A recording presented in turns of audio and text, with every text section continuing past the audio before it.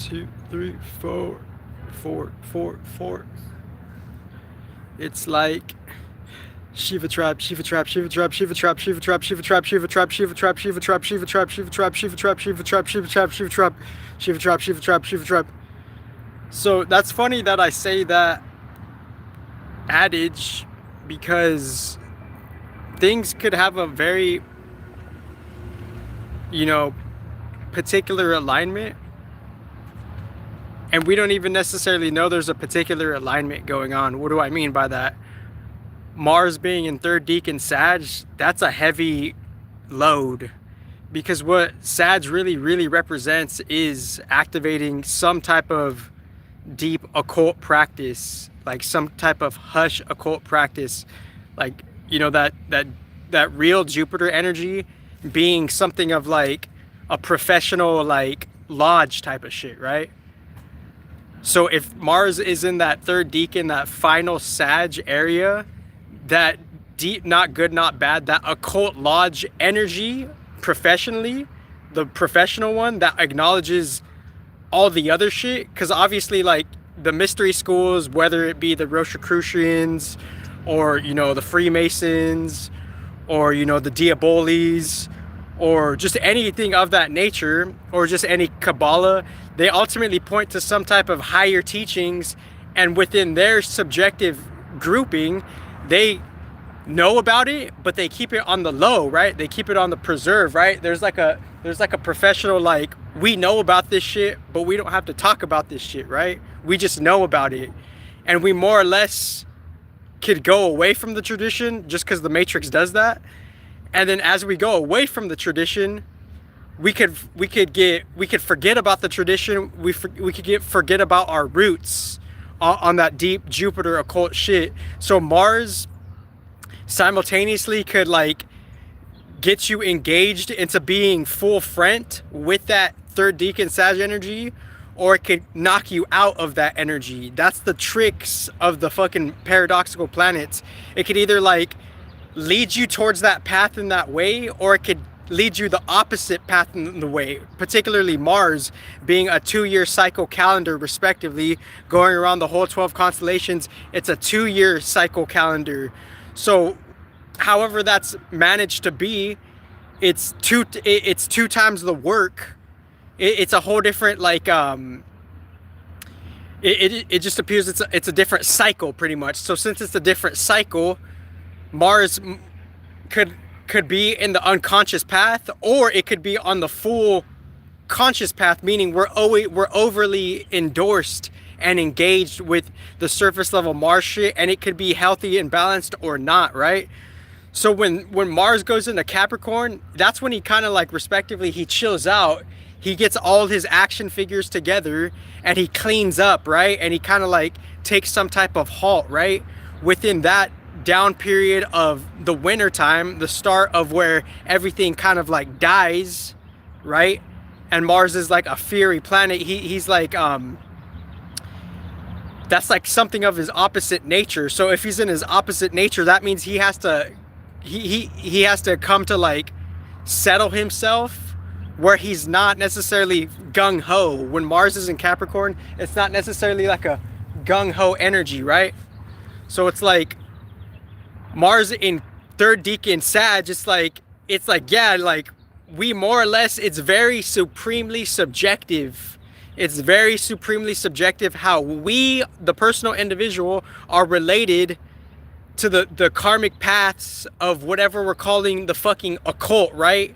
And I don't use that word loosely, right? Because the occult, it's obviously as well, it could be a unique collective, individualized project, as well. Over us forgetting the reincarnation cycles, it's also super subjective as well. So the occult, it's super subjective within the individual and the collective, and then above that collective is just seeing the real authentic energies of that shit, and how the individual and the collective, they could spoil and distort those energies of the Jupiter energies.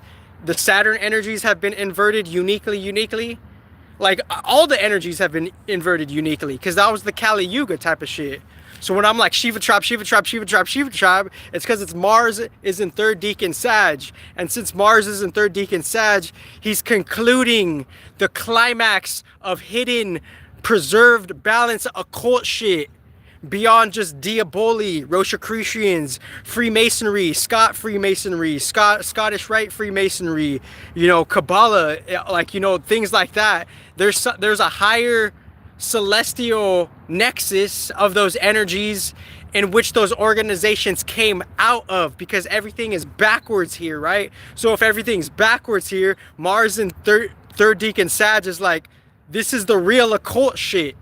That's the fucking Mars energy. If we're in some type of balance with that Mars energy, Sag is that occult shit, that real deep philosophy shit, not just the shallow fucking, you know, splashed out inverted college fucking, you know, modern German education system that has a bunch of like pages of confusion and illusion. The predecessors say there's something beyond that surface level blanket of shit. This is Mars in third decan Sag saying, wow, the miracle of Mars and the balance of Mars per unique individuals and higher selves are saying the occult shit is preserved on a whole different level beyond any fucking, you know, puny ass, pussy ass human competition that is just engrossed within confused ego tactics that has distortion agendas, right? Respectively.